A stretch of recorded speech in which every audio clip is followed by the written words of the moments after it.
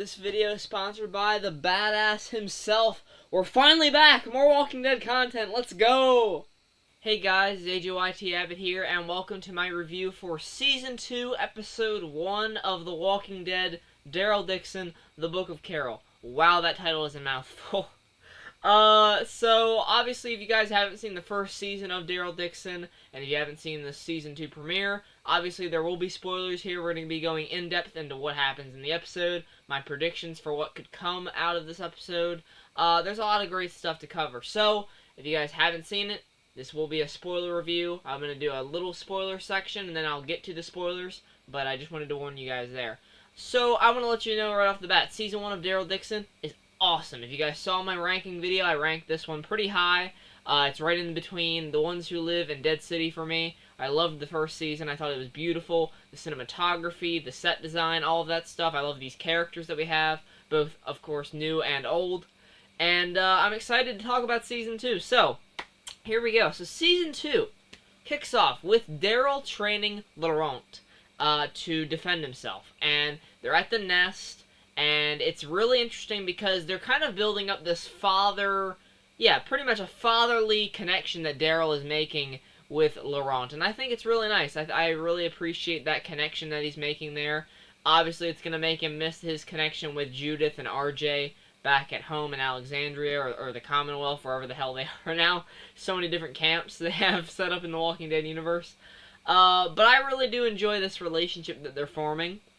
Of course, you have Isabel as well in there, and Sylvie, the two nuns from the previous season, and I enjoy their characters, even though Sylvie isn't given a lot to do yet, but I have a feeling this season we're going to finally get to do a little bit more with her character in regards to the guy that she likes, Emil. We find out through Losang, the guy that's kind of running things around the nest, that Janae. We see Carol on her journey to find Daryl. She's looking around. She goes to the place that he was last season, that he got kicked out of and taken onto the boat. She finds out that he was on a boat to France, and she meets up with this guy, Ash. Now, throughout the episode, we learn a bit more about his character. I really do enjoy his character in this. I hope he doesn't get killed off too soon, because I know The Walking Dead, when it comes to characters, they get you liking them, these new characters, and then they axe them off, especially Fear the Walking Dead. They were famous for that. They would introduce a character in one episode, and when that same episode, they're gone. Literally. But I think this show has a bit better writing than Fear the Walking Dead, to say the least. But I think this Ash character is really interesting. I like the backstory they give, and we'll get into that during spoilers.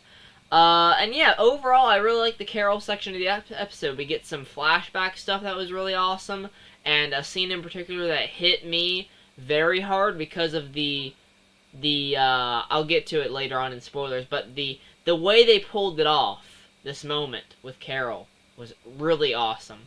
There's some great walker action, of course. There is plenty of close calls. There is, I'll say this, an ending that has a really beautiful shot. There's still stunning cinematography in this show, just evident from this first episode of the second season. So, I'm excited. But I'm going to get into spoilers, guys. Overall, I'm going to give this episode, it was a strong premiere. I'm going to give it a 7 for right now, and I know that seems low. Now, it did move a little bit slowly, and I do wish there was a little bit more Daryl, but I still enjoyed it. It was a great episode. It was a good start. Hopefully episode 2 we kick things into high gear even more. We get some more action, find out what's going on in the nest, because I don't trust the Losang character. I'll get to that in a minute. And yeah, I'm looking forward to more Laurent, because I like that character. He's great. So yeah, thanks so much for watching the non-spoiler section of the review. Let's join me in the spoilers. So, entering the spoilers, I think I want to talk about the Ash character first. We find this guy at his camp where Carol goes to investigate because she sees that he has a plane. She thinks, oh, this guy's my ticket to getting to France. Now, how is she going to convince him to fly her to France? By lying, of course, because that's the Carol way. No, I'm kidding. I love Carol. She's awesome. But yes, she does some nasty, dirty shit to get what she wants half the time. No different here. She basically lies to this guy. Because she finds out that he has a son that has passed on. He was like 7 years old when he died, and it was his fault. He let him wander off. He couldn't protect him. And she finds his grave. They kind of bond a little bit. He tells her about how the son loved planes, and then when he left one day, he found the plane, and then he brought it back part by part, learned how to rebuild it and everything. So he flies this plane around every once in a while to just get away from everything and kind of look down at the world and think, maybe, everything is the way it was. But obviously when he sets down, it's back into cool, cruel reality. But I like this Ash character, I really do. I think the guy playing him does a really good job with these emotional scenes of him telling Carol what happened to his son and stuff like that. And Carol, like I said, does some dodgy shit sometimes to get what she wants, and she lies to this guy by telling him that before the apocalypse started, Sophia went to Europe with Ed to visit his sister, or is it Ed's aunt? I'm not sure if it was his sister or his aunt. I'm sorry, but then he puts the wheels are turning, and he's like, "Oh, you want me to fly you to France to go see if your daughter's alive?" And Carol's like, "Yeah." Carol gets taken to this barn where she's going to be staying for the night, and she gets up to the barn, and then she gets a flash of Sophia coming out of the barn. Now, initially, I wasn't sure if this was reshot or it was actual footage from Season 2, because I haven't seen Season 2 in a good bit. But no, they reshot it. Like, it's a shot-by-shot remake of Sophia walking out of the barn. Minus showing the face, of course, because they can't use Madison Lintz, because she's all grown up now. But that was really awesome. You get the overhead shot of Sophia walking past the walker bodies, from Herschel's barn. That was awesome. I loved that. That little bit of nostalgia. You also get a bit of nostalgia when she sees that Ash has this Cherokee Rose at the dinner table, and he's setting the table for dinner. And he's like, they stand for hope, or something like that. And then you get the flashback of Daryl giving her the Cherokee Rose in Season 2 to give her hope of finding Sophia. Really awesome stuff. Love that. And then back with Daryl. He just takes it upon himself to go out there and just start fucking killing everybody. And I was here for it. Then Janae gets out of the vehicle, and I was like, wow, are they really about to capture Janae or kill her? But no, Daryl takes too long, dramatically reloading the shotgun to where the explosion goes off, and she gets away. I was like, damn it! But at the same time, I'm glad, because she is a very intriguing character. I'm looking forward to seeing more from her, like I said. And these walkers, they are going to do some crazy stuff with them this season, I'm sure.